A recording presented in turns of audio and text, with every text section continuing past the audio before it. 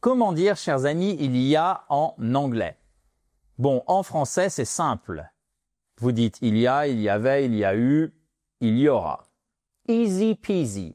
Malheureusement, en anglais, c'est un petit peu plus compliqué. Mais rassurez-vous, I Speak Spoke Spoken a bien travaillé pour vous faciliter les choses.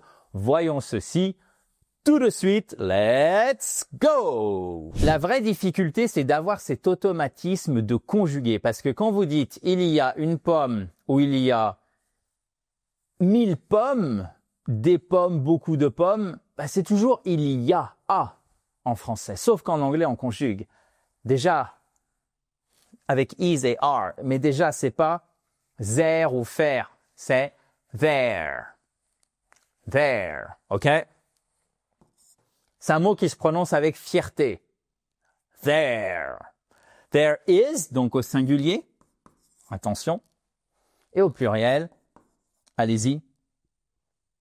Non, moi je m'arrête de travailler. Hein. Si vous ne m'aidez pas, vous êtes prévenus. Hein. There are, exactly.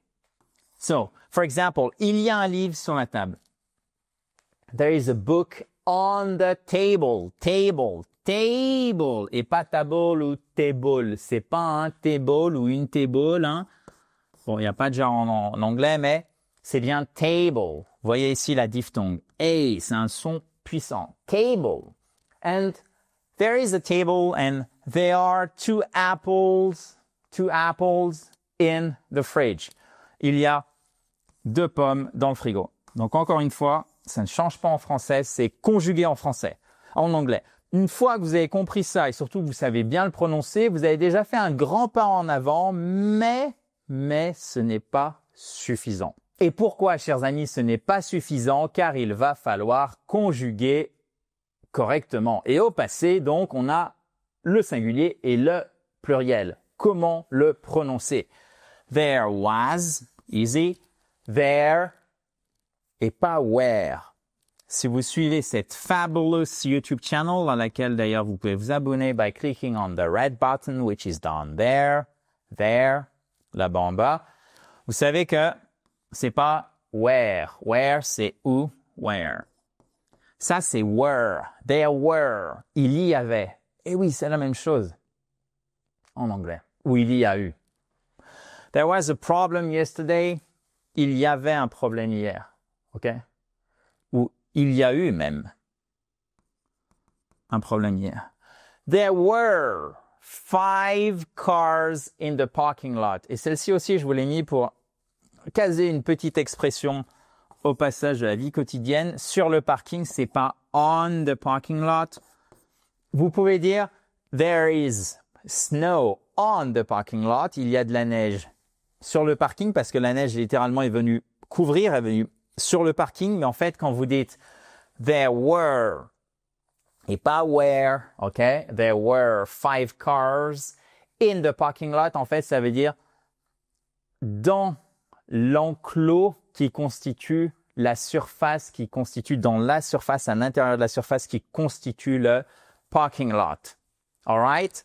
There were, there was, exactly. Maintenant, pour former le futur en anglais, on utilise un modal. Certains d'entre vous pensaient que c'est un auxiliaire. C'est pas un auxiliaire, c'est un modal. Si ces deux termes ne vous disent pas grand-chose, vous les mettez de côté. Mais retenez que le futur, c'est will. Et derrière, qu'est-ce qu'on fait? Donc, c'est un W. The first letter is a W, OK? Plus be, OK? Le verbe, en fait, c'est l'infinitif sans le to. To be, c'est être. Vous enlevez le to, donc en fait, vous mettez simplement la base verbale et vous êtes bon. There will be new students next week. Il y aura de nouveaux étudiants la semaine prochaine. Et du coup, là, ça ne change pas. Parce que will ne change pas. I will be, you will be, we will be, they will be, okay? There will be a concert in the park. There will be traffic in the morning. There will be 1 student in the park. There will be 2 students in the park. It doesn't change, okay?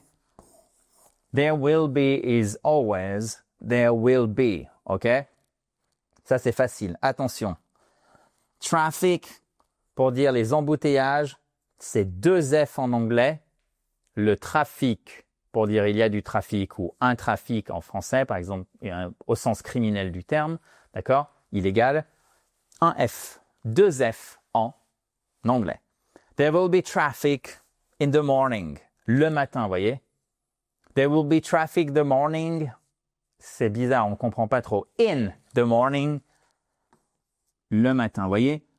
In the parking lot. In the morning. Maintenant, vous savez qu'on a un temps extrêmement important en anglais qui s'appelle le present perfect, qui permet de relier quelque chose qui s'est déroulé dans le passé au moment, au présent, au moment où on fait la phrase au présent. OK? On le forme avec, là pour le coup, l'auxiliaire have conjugué, donc c'est soit have, soit has, plus pp, pp c'est quoi? Plus le participe passé. Par exemple, pour le verbe être, le participe passé c'est been. Donc, on va conjuguer pour dire il y a eu. There has been, there have been. Attention. Souvent, cette forme, on la fait juste. Ce qu'on loupe, nous, francophones, c'est le S à la troisième personne du singulier. C'est does à la place de do. C'est has à la place de have. There have been, on va dire. En plus, ça ressemble un peu, ça passe. Ben non, ça passe pas. There has been a mistake. OK? Mistake. There has been a mistake. There have been many complaints. There have been many complaints. Il y a eu beaucoup de plaintes. OK? Donc ça va devenir un automatisme. There was, there were, there has been, there have been. OK? Attention. Si vous voulez télécharger tout ceci, tout ce que vous voyez à l'écran, vous pouvez le faire. C'est en accès libre. C'est très simple. Vous cliquez sur le i en haut à droite ou sur le lien qui est juste en dessous. Donc, profitez-en. Le lien pour tout télécharger. Vous avez aussi un exercice d'application. On a fait les choses bien. Il est aussi dans la description de la vidéo. C'est pour vous le but de cette chaîne. Alors, bien sûr, moi, j'aime faire les cours, mais c'est surtout pour que toi qui regardes cette vidéo, tu puisses t'améliorer et notamment à l'oral. Donc, on fait une variété de vidéos. Aujourd'hui, c'est très grammaire, mais on se rapproche quand même beaucoup du vocabulaire sur des choses qui sont, à mon sens, à chaque fois essentielles. Traduire il y a, c'est vraiment quelque chose d'important qu'il faut maîtriser de manière presque automatique. OK? Maintenant, comment dire il y a plus une notion dans le temps et évidemment dans le passé. Il y a 3 jours, il y a 2 ans, etc. Là, vous n'allez pas utiliser there. There. Et je vous rappelle que ce n'est pas there ou faire. Sortez votre langue entre les dents du bas et les dents du haut et les cordes vocales, elles vibrent. C'est un son, comme je vous le disais, où il faut prononcer avec fierté.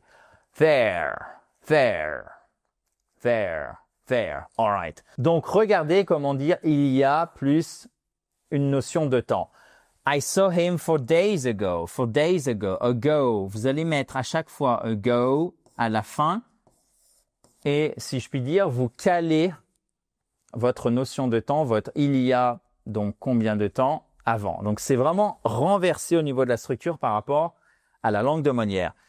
Il y a 1 heure, vous mettez ago, et là, vous mettez an hour ago. OK? Évidemment, il y a un espace entre les deux. She left an hour ago. Attention, hour, on ne prononce pas le H. Et c'est d'ailleurs pour ça que c'est an et pas a hour. Non, an hour ago. OK? Si on a ceci en anglais, ça signifie que le premier son du mot, c'est un son voyelle. Et c'est bien le cas, vous voyez, c'est cette voyelle qui est prononcée avec le U, puisque le H, en fait, là, il est pour le coup muet. C'est pour ça qu'on a an et non pas a hour ago. Ce serait une grosse faute. She left an hour ago. All right? Le mieux, en fait, c'est de ne pas vous souvenir de cette règle un peu abstraite.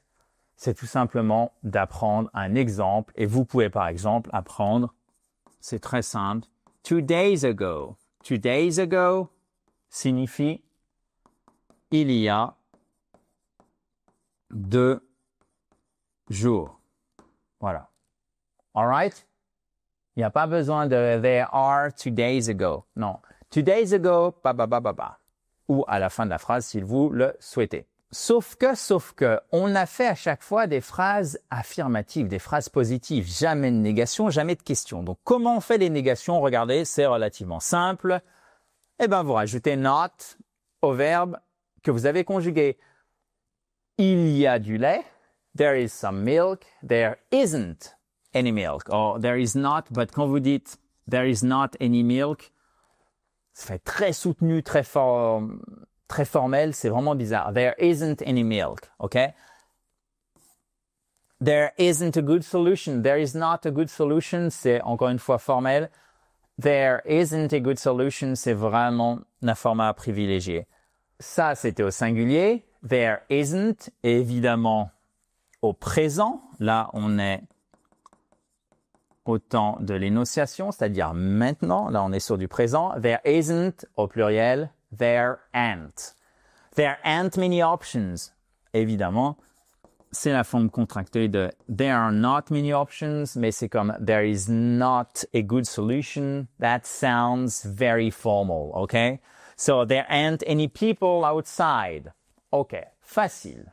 Continuons. Bon, évidemment, je vous fais pas le topo pour tous les temps. Si on voulait dire il n'y avait pas de bonne solution, there wasn't any good solution, okay? Or there wasn't a good solution, for example, okay? Donc, à chaque fois, vous conjuguez votre verbe et si c'est au pluriel, au futur, there won't be a good solution. Il n'y aura pas de bonne solution, d'accord? There won't be a good solution. All right? Maintenant, passons, chers amis, aux questions. Là aussi, c'est facile. Vous renversez, comme d'habitude. On inverse sujet, verbe. Is there a problem? Y a-t-il un problème? Il y a un problème ou y a-t-il un problème? OK? Is there a restaurant nearby? Is there a restaurant nearby? Are there any seats left? Et là, vous remontez. Parce qu'à chaque fois, vous remontez l'intonation sur la fin. Pourquoi? Parce que ce sont des yes, no questions. All right? Are there any seats left? Are there children in the park? Are there children in the park? Are there children in the park? Est-ce qu'il y a? Y a-t-il? Il y a des enfants dans le parc? Vous voyez, en français, en fonction du degré de formalité que vous souhaitez avoir, est-ce que c'est soutenu? Pas du tout. Vous dites, y a-t-il des enfants dans le parc? Il y a des enfants dans le parc? Est-ce qu'il y a des enfants dans le parc? Et vous traduisez une seule façon en anglais. Are there children in the park? Easy. All right? Bon, chers amis, on continue? Eh ben moi, je veux bien continuer avec vous, mais c'est tout pour aujourd'hui. Si vous voulez aller plus loin, vous pouvez bien évidemment le faire tout de suite en regardant cette vidéo qui vous permettra de faire un point sur votre niveau en anglais. On va tester votre niveau et vous aurez la réponse en à peu près 15 minutes. C'est vraiment la première chose à faire, que vous soyez en cours d'apprentissage ou que vous soyez en train de reprendre, depuis le début ou pas d'ailleurs, l'apprentissage de la langue de Shakespeare. Si vous avez la moindre question, la moindre remarque, vous n'hésitez pas, vous la mettez juste en dessous de la vidéo. Je vous dis très chaleureusement, in a joyful atmosphere, dans la joie et la bonne humeur, à très vite, chers amis. Have a nice day. Bye bye.